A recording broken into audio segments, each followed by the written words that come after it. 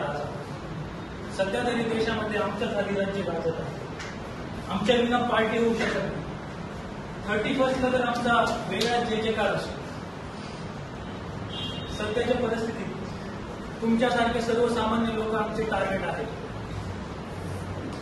तुमच्यासारखे सर्वसामान्य लोक सध्याच्या काळात शिवजयंती साजरी करतात, गणेशोत्सव साजरे करतात, परंतु त्या देवाधर्माच्या कार्यानंतर तुम्ही शेवटी आमच्याच पायाशी लोळत पडलेले असतात. नशा केल्याशिवाय तुमच्या पार्ट्या होत नाही. गणपती मिरवणुकीत तुम्ही शेवटी दारूच्या नशा करता.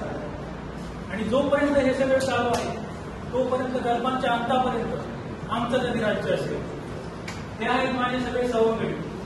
दारू, हुक्का, सिगरेट, चकना त्याच्याशिवाय पार्टी होऊच शकत नाही.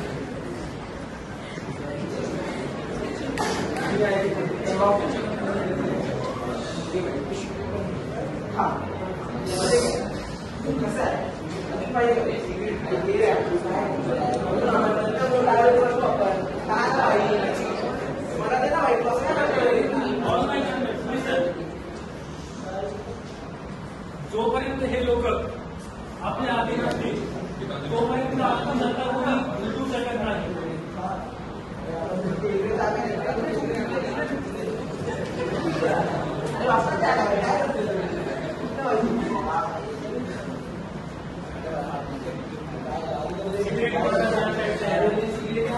पान मसाला तर मी तुम्हाला सगळ्यांना आदेश देतो, या संपूर्ण हिंदुस्थानात नशेचा असा प्रचार करा की प्रत्येक घर कुटुंब उद्ध्वस्त झालं पाहिजे.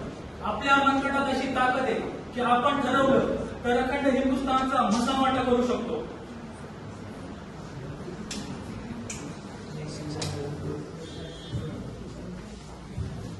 भारत माता की जय. भारत माता की जय. भारत माता की जय. वंदे मातरम. वंदे मातरम. व्यसन म्हणे जिवंत मरण. व्यसन सोडा फुलेल जीवन. व्यसनाने अनेक आजार होतात. अनेक परिवार उद्ध्वस्त होतात. अनेक आजार जसे कॅन्सर असे भयानक आजार होतात. म्हणून व्यसन हे केलं नाही पाहिजे. आपण भारताला नशामुक्त केलं पाहिजे. म्हणून आखिरकार मैं यही बोलना चाहूंगी, नशामुक्ति एक सफर है लेकिन ये भी एक नई शुरुआत है. मैं भारत माता आपके साथ हूँ, आपको समर्थन करती हूँ. चलो एक कदम नशा मुक्ति की ओर बढ़ाते हैं.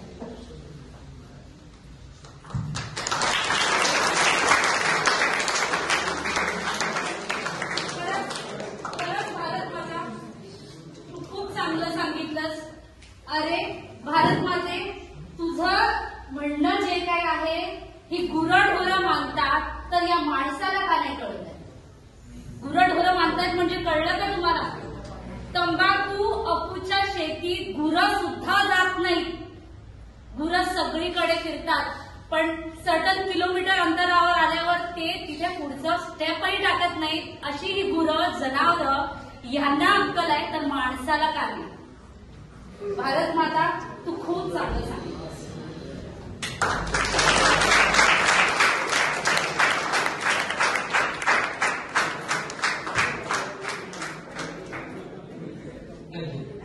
Thank you.